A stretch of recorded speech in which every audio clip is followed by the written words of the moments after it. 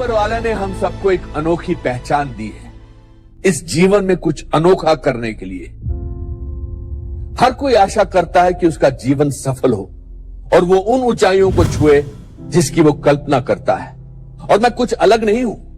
मेरा सपना था कि मैं एक अभिनेता बनूं। हम सपनों की दुनिया में जीते हैं, लेकिन मेरा मानना है कि अपने सपनों को सच करने का सबसे अच्छा तरीका है कि आप जाग जाओ। कहते हैं dreams are just a reflection of your desires. मतलब सपने आपकी इच्छाओं का एक अक्स है, लेकिन आंख खुलते ही आपके सामने वो शक्ति आ जाती है कि आप अपनी इच्छाओं को पूरा कर सके। और ये शक्ति ऊपर वाले ने सबको बराबर दी है। फर्क सिर्फ इतना है कि मुट्ठी भर लोग ही इस बात को समझ पाते हैं और बाकी निराशाजनक जिंदगी बिताते हैं। पर ऐसा क्यों है? क्योंकि लोगों का लाइफ में नजरिया बहुत निराशावादी यानी पेसिमिस्टिक हो गया है। कोई भी अनोखी घटना हमारे लिए एक अपवाद यानी एक्सेप्शन बन जाती है। हम सोचने लगते हैं कि ऐसा कुछ हमारे साथ नहीं हो सकता, और फिर किस्मत पर मटकी फोड़ना तो हमारी खानदानी आदत।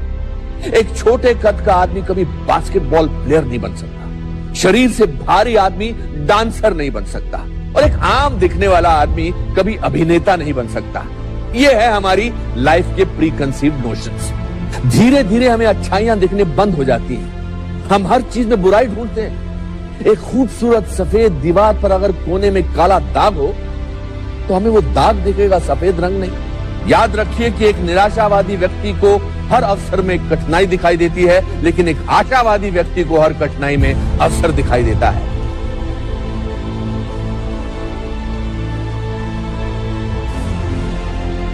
आपकी सबसे बड़ी खासियत आप खुद हैं। The best thing about you is you। इसलिए असंभव के लिए तैयार रहिए। याद रखिए कि आपके सपने किसी चमत्कार से नहीं, बल्कि निश्चय भाव और संघर्ष से पूरे होते हैं। हमारी जिंदगी की सोच का दायरा प्री कंसीव नोशन यानी पूर्व कल्पित धारणा से घिरा होता है। माँ बाप जब बच्चों को जिंदगी में कुछ प्रेरणा देना चाहते हैं तो हमेशा किसी साधारण व्यक्ति की सफलता की कहानी सुनाते हैं।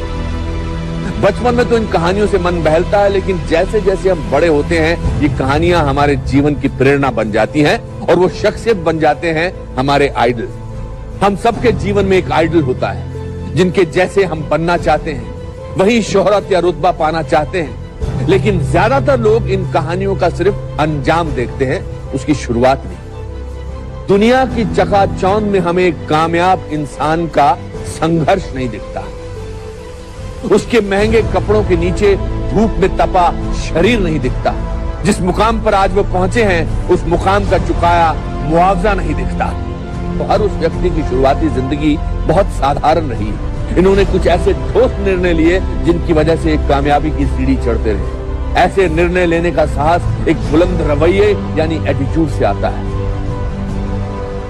मेरे पिताजी ज्यादा पढ़े लिखे नहीं थे और ना ही वो अमीर थे, लेकिन अगर कोई मुझसे पूछे कि मेरे जीवन में सबसे प्रभावशाली व्यक्ति कौन है तो मैं अपने पिताजी का नाम दूंगा, क्योंकि मैंने उनके जीवन के संघर्ष से प्रेरणा ली।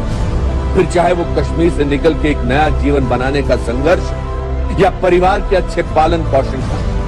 जब मैं फिल्म जगत में अपनी पहचान ढूंढ रहा था तब उनका संघर्ष मेरा आदर्श बना। अपने संघर्ष की तकलीफ को जब मैं अपने पिताजी के संघर्ष से तोलता हूं तो मुझे अपनी परेशानी बहुत हल्की लगती है। जीवन में हार ही इंसान की सबसे बड़ी सीख है, क्योंकि हार के बाद ही आप जीतने का मतलब समझते हैं। इस बात से मुझे great scientist Thomas Alva Edison का एक वाक्य याद आता है। जब वो बार बार इलेक्ट्रिक बल्ब बनाने में नाकाम हो रहे थे तो उनसे किसी ने कहा, क्या आप अपनी नाकामयाबी से शर्मिंदा नहीं? तो उसके जवाब में उन्होंने कुछ इस अंदाज से कहा, I have not failed. I have found 10,000 ways that won't work. ये है परसिस्टेंस का नतीजा, जिसने नाकामयाबी की परिभाषा बदल दी। और फिर वही हुआ जो होना था। एडिसन साहब ने दुनिया का पहला इलेक्ट्रिक बल्ब बनाया और अंधेरे को हमेशा के लिए खत्म कर दिया।